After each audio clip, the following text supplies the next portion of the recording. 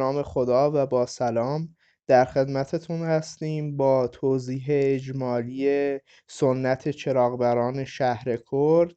همان گونه که مستحضر هستید، میراث فرهنگی هر کشوری جزو مهمترین ارکان در توسعه آن ملته که حاصل از تلفیق اقوام، فرهنگ، محیط، تاریخ و غیره می باشد.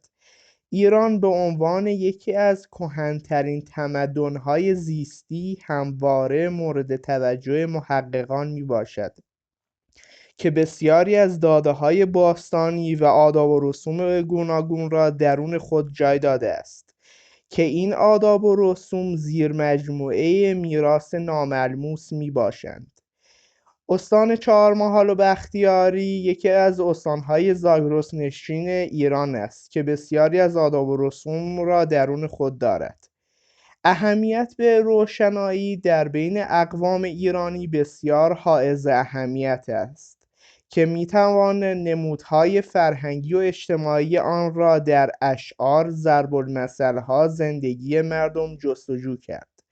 اهمیت نور و آتش ریشه در ایران باستان دارد و این نمود در محوطه‌های باستانی نیز به دست آمده است.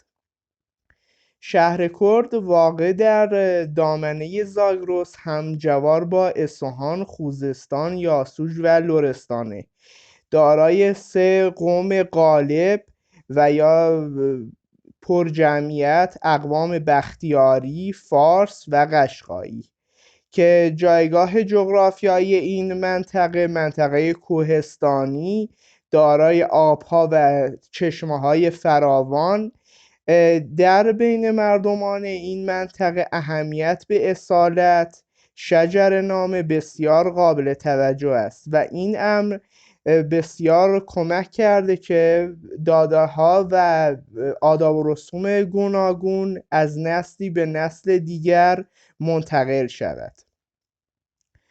شهر کرد با همجوار با سامان، بن، کوهرنگ، کیار و بروجرد هست که شهرستان‌هایی هستند که پیرامون شهر کرد قرار دارند. مراسم چراغبران برگزاریش در امامزادگان حلیمه و حکیم خاتون پایینتر از چهارراه بازار جنب مسجد اتابکان و یا مسجد امام صادق علیهم السلام می باشد. این تحقیق جزئی به صورت مصاحبه‌ای صورت گرفته و به روش توصیفی و تحلیلی و هدف اون هم شناخت ذهنیت ایرانیان و روند جامعه ایرانی می باشد و لازم تشکر کنیم از همه عزیزانی که به ما کمک کردند. این مراسم هر ساله در شب قبل یا چند ساعت قبل از آغاز سال نو و یا همون جشن نوروز برگزار می شود بدین منظور که افراد به همراه چراغی به امامزادگان حلیمه و حکیم خاتون شهر کرد می روند و به سیدی که آنجاست در قبال دریافت مبلغی آن چراغ را روشن می کنند. این امر علاوه بر مباحث دینی حاکی از اهمیت نور و آتش و تقدس آن در بین ایرانیان می باشد و سپس به همراه چراغ به خانه برگشته و تا 13 فروردین آن چراغ را روشن نگه می دارند و دید و بازدیدها را تا روشن بودن آن چراغ انجام می دهند.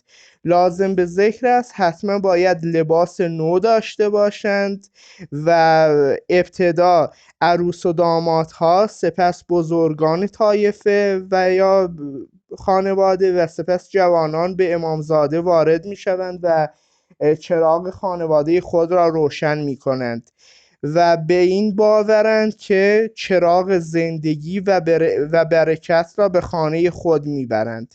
بنابر برخی از شنیده ها هم در گذشته در قبال دریافت مقداری برنج، گندم و حنا صورت می گرفته روشن کردند که بر این عقیده بودن که بیمه کل سالشون هست و از خداوند طلب نیکی میکردند که این مراسم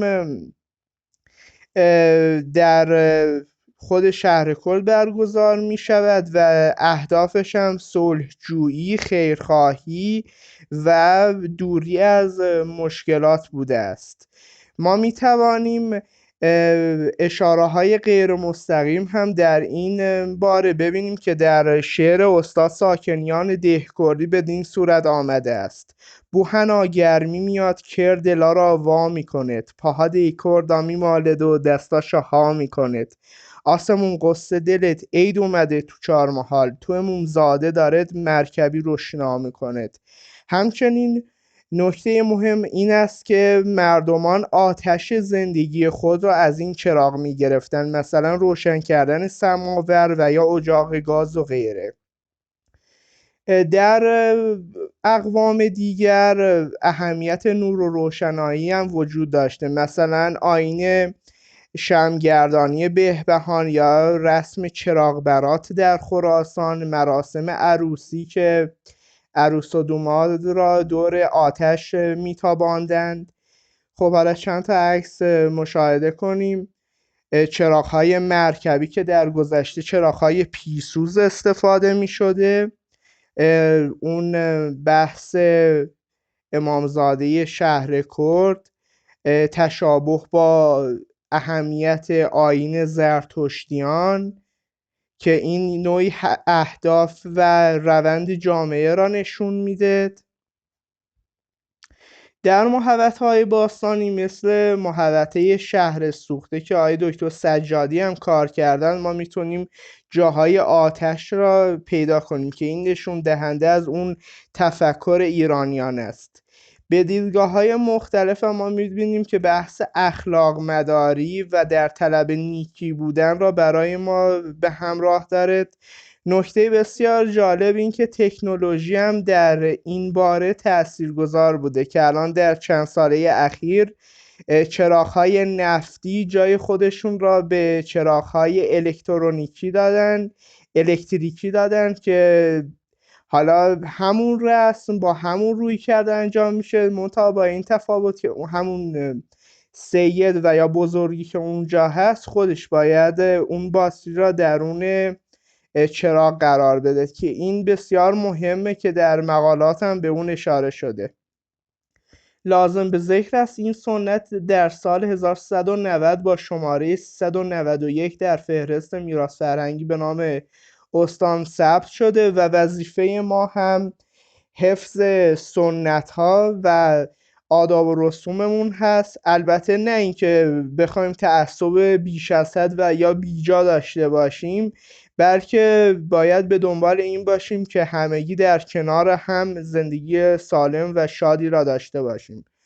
خب عکسایی که مشاهده میکنید میبینید که در جاهای مختلف، مثلا عکسی که هست اون حاله ای از نور به دور اطراف که در کاوشک سودان برگزار شده صورت گرفته، اتفاق افتاده، و یا در بسیار از سکه های باستانی و در سنت آینه کاری که نوعی هم سنت ریشه گرفته از نور و روشنایی هست را ما میتونیم مشاهده کنیم که خدمتتون ارائه دادیم.